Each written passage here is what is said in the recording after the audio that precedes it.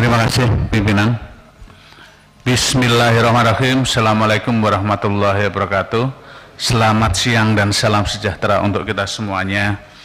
Yang terhormat pimpinan beserta anggota Komisi 3, Sekjen MPR RI beserta jajaran, dan Sekjen DPD RI beserta jajaran. Setelah mendengar apa yang telah disampaikan atau dipaparkan baik oleh MPR RI maupun DPR RI, saya ingin memulai melakukan pendalaman terkait dengan penganggaran di MPR RI. Memang yang perlu harus kita ingat bahwa penggunaan anggaran ini atau desain perencanaan anggaran ini juga harus terukur dengan basis juga evaluasi anggaran tahun yang atau periode yang lalu atau tahun yang lalu, sehingga ke depan kita harapkan bahwa desain perencanaan anggaran ke depan ini bukan hanya persoalan serapan saja secara kuantitatif, tapi tentu kita juga berharap bahwa kualitas dari penganggaran kita ini kemudian outcome-nya jelas, output-nya jelas, bahwa selain untuk penguatan kelembagaan tapi tentu untuk kemanfaatan di dalam masyarakat. Seperti misalkan MPR RI, kita tahu bahwa kita memang punya tugas dan tanggung jawab di dalam pelaksanaan penyerapan aspirasi di masyarakat adalah bagaimana kita membumikan nilai-nilai 4 pilar MPR RI. Itu yang paling utama. Jika kemudian tadi senior-senior atau penanya yang lebih dulu menyatakan bahwa sosialisasi 4 pilar itu menjadi wadah, yaitu memang ruhnya dari MPR yang bisa dirasakan secara langsung di tingkat grassroots, dan itu tidak sederhana jika kita melihat substansi atau output yang kita dapatkan. Bagaimana kemudian dengan nilai-nilai luhur bangsa, kemudian dengan 4 pilar ini kita mampu merasionalkan publik, mengingatkan kembali kepada masyarakat tentang pentingnya nilai-nilai luhur ini, juga persatuan-persatuan ini. Nah, momentum-momentum yang kami lakukan pun juga di lapangan juga beragam, Pak. Melalui forum budaya, melalui forum kelompok tertentu, ini sangat beragam, kemudian menyentuh atau mengembalikan atau membumikan lagi nilai-nilai 4 pilar, apalagi kemudian pada saat event-event yang cukup strategis, misalkan event-event elektoral atau pemilu begini. Setelah pemilu gitu, misalkan kita mencontoh 2014, 2019 kemarin, kita paham, kita tahu bahwa ada perbedaan pendapat di masyarakat yang cukup tajam gitu, sehingga perlu adanya penyegaran kembali tentang hadirnya nilai-nilai 4 pilar MPR RI. Termasuk saat ini, tentu suasana atau situasi di lapangan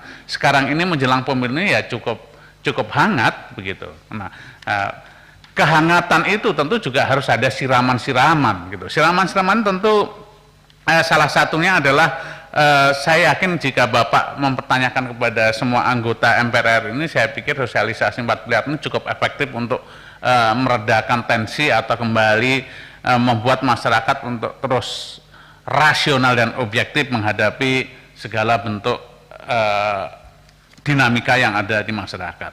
Nah, untuk itu Pak, jika kemudian saya mencermati dengan pagu indikatif yang diusulkan oleh Sekjen ini, saya melihat bahwa mungkin perlu adanya realokasi anggaran yang kemudian menitik beratkan kepada kegiatan sosialisasi 4 pilar itu. Nah, jujur saya pribadi melihat bahwa dalam rangka pelaksanaan tugas pimpinan itu, saya pikir jika kita mau bijak ya kita kurangin, kita larikan kepada sosialisasi 4 pilar yang kemanfaatannya jauh lebih besar daripada yang kemudian dihadirkan untuk membiayai kegiatan pimpinan gitu. Kami tahu kok kegiatan pimpinannya ada menghibah ke luar negeri, ada yang segala macam, dan itu kan efek dominonya terlalu kecil jika dibandingkan kemudian dibawa oleh anggota-anggota kita ini ke daerah. Bayangkan jumlahnya gitu.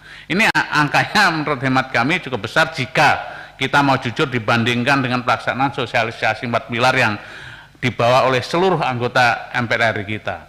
Nah, kemudian lanjutannya Pak, ya pelaksanaan sosialisasi 4 pilar ini mungkin juga tidak banyak anggota yang tahu gitu loh. Sosialisasi 4 pilar ini bukan hanya kemudian yang dilakukan oleh anggota, tapi juga ada yang dilakukan di badan sosialisasi MPR maupun juga badan pengkajian, bahkan badan anggaran MPR begitu. Nah, bentuknya juga berbeda-beda, kualitasnya juga berbeda-beda, kuantitasnya juga berbeda-beda. Banyak kegiatan yang menarik di badan sosialisasi atau badan anggaran dan badan pengkajian MPR ini dalam bentuk kegiatan yang berbeda dengan reguler yang dilakukan oleh Dewan. Di sana dulu ya, saya nggak tahu sekarang, ada cerdas cermat yang melibatkan kemudian anak sekolah, kemudian ada kemudian metode outbound-nya buat mahasiswa, kemudian ada pagelaran wayangnya gitu, yang itu juga sangat eksklusif, hanya dinikmati oleh sebagian kecil dari anggota MPR. Padahal jika melihat struktur anggarannya, itu membutuhkan anggaran yang cukup besar gitu. Nah, sementara output yang dihasilkan jika dibandingkan kemudian yang dilakukan oleh anggota-anggota melalui sosialisasi 4 pilar yang kita lakukan, akan sangat jauh berbeda efeknya. Nah, untuk itu saya mohon di dalam penganggaran sosialisasi 4 pilar ini, tolong dikurangi kegiatan-kegiatan yang basisnya menyerap biaya yang besar seperti yang dilakukan oleh badan sosialisasi MPR, misalkan metode outbound, wayang, kemudian yang lain-lain lah. Banyak sekali kalau jika kita ingin mendalami itu. Nah, kemudian juga ini saya melihat bahwa saya saya belum tahu kemudian output dari badan pengkajian MPR ini sebenarnya produknya apa yang kemudian menjadi produk, selain menjadi produk yang dihasilkan kelembagaan MPR ini juga yang bermanfaat buat masyarakat dan tujuan dari membumikan nilai-nilai 4 pilar itu sendiri. Karena saya melihat anggarannya ya masih cukup besar gitu, 133 miliar begitu.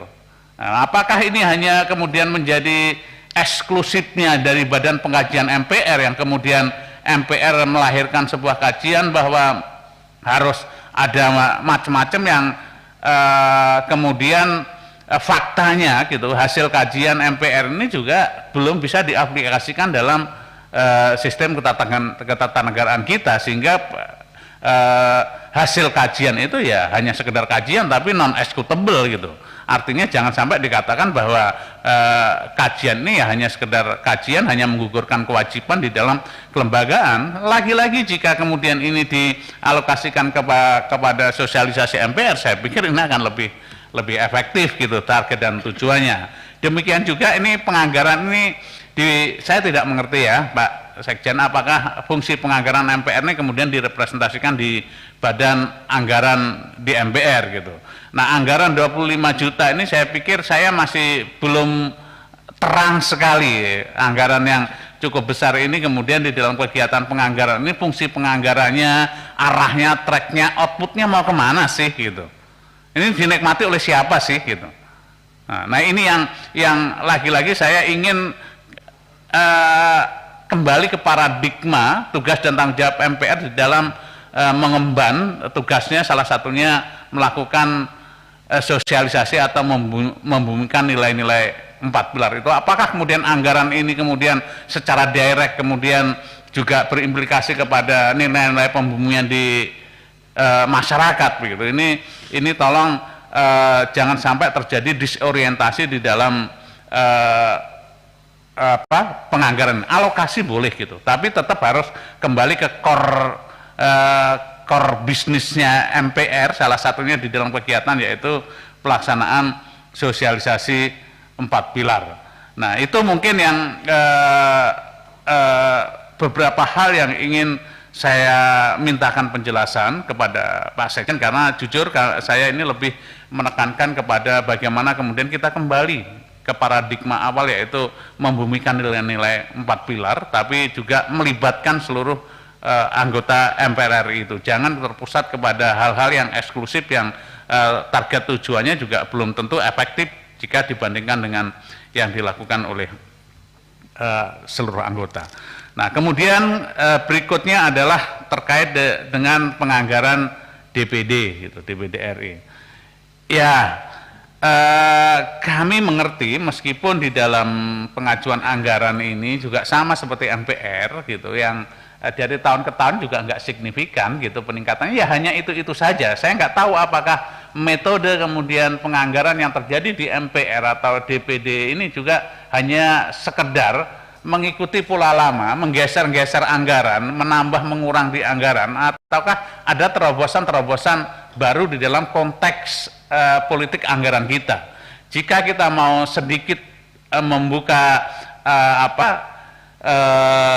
membuka keinginan kita yang lebih prospektif, tentu desain anggaran ini juga diharapkan kepada target. Misalkan DPD atau MPR RI tahun ini targetnya fokus kemana, target tahun berikutnya kemana, target berikutnya, sehingga bisa berkelanjutan dan bisa berintegrasi, bukan hanya kemudian business as usual gitu, hanya mengatur anggaran seperti tahun lalu. Nah, fokusnya adalah fokus kelembagaan, fungsi, kemanfaatan, mestinya desainnya begitu, sehingga tiap tahun kita bisa membangun sebuah desain anggaran yang konstruktif dan prospektif, sehingga di dalam Bappenas pun dan Menteri Keuangan pun ketika Pak Sekjen ini rapat dengan sana, ya tidak bosan mereka melihat ya begini-begini terus gimana mau naik gitu, sehingga belanja-belanja yang diharapkan pemerintah ini ya belanja yang langsung menyentuh kepada kebutuhan masyarakat, bukan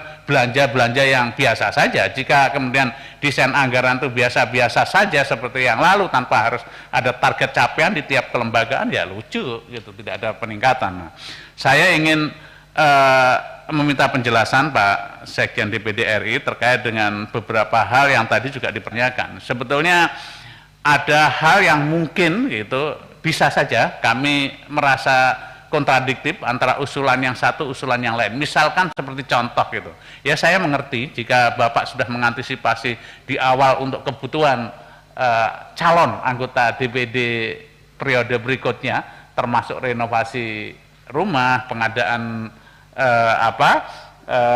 laptop, pengadaan personal komputer, kemudian juga pengadaan lencana dan juga ruang kerja begitu. Tapi ini kemudian akan menimbulkan kontradiksi ketika Bapak juga yakin bahwa 2024 itu besok DPD RI sudah pindah ke IKN, Pak.